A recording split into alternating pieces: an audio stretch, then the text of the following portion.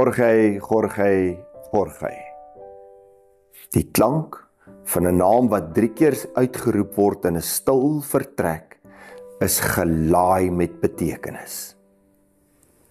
Ons het gister gehoor dat die paus gesterf het. En vanoggend is dit op elke liewe radio en nuusstasie.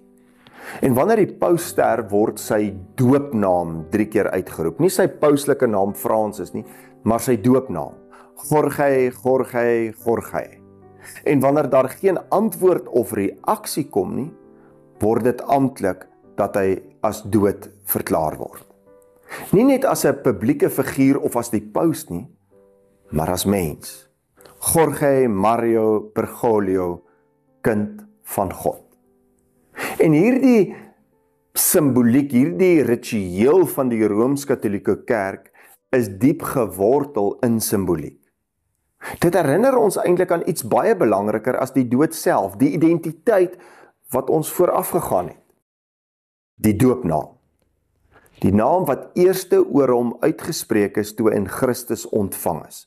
My en jou naam wat saam met die drie enige God se naam in die kerk uitgeroep is, die dag toe ons gedoop is.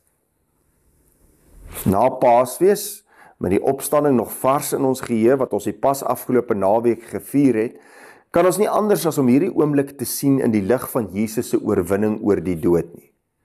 Terwyl die wêreld begin om afskeid te neem van 'n geestelike leier, spreek die kerk deur hierdie ritueel 'n groter waarheid uit. Dat ons eerste identiteit nie in 'n status lê of in 'n rol lê soos die paus nie. Ons eerste identiteit lê in ons verhouding met Christus Jesus. Die stilte wat daar is na die uitroep van sy naam, van geen antwoord nie, is nie die einde nie. Dis die begin van 'n nuwe roeping. Die roepstem wat 3 keer deur die Camerlengo herhaal word, is nie 'n bevestiging van sy dood nie, maar 'n herinnering aan die dag toe God self ons geroep het deur ons dood. Jy is my geliefde kind. Jorge het nie geantwoord, maar Christus het. En hy sê, kom na my toe, kom in, goeie en getroue diensknegt. Na Paasfees leef ons nie in die skadu van die graf nie, maar in die lig van die opstanding. En elke keer as iemand se naam uitgeroep word en stilte volg, weet ons, daar is een wat reeds deur daardie stilte gebreek het. Die graf kon hom nie hou nie. En nou sal dit ons ook nie kan vasbind nie. Laat ek en jy daarom leef en sterf met die sekerheid dat ons naam bekend is by God. En die dag wanneer ek of jy nie meer antwoord nie, hy steeds sal sê, ek ken hom by die naam. Mag jy vandag jou identiteit nie vind in jou werk, in jou titels of in die rol wat jy vervul nie, maar in die stem wat jou roep by jou naam. 'n Stem en 'n persoon en 'n God wat jou nooit sal vergeet nie. Kom ons bid saam. Ons almagtige God, Hemelse Vader, dankie dat ons mag weet dat U ons soos 'n goeie herder by die naam ken.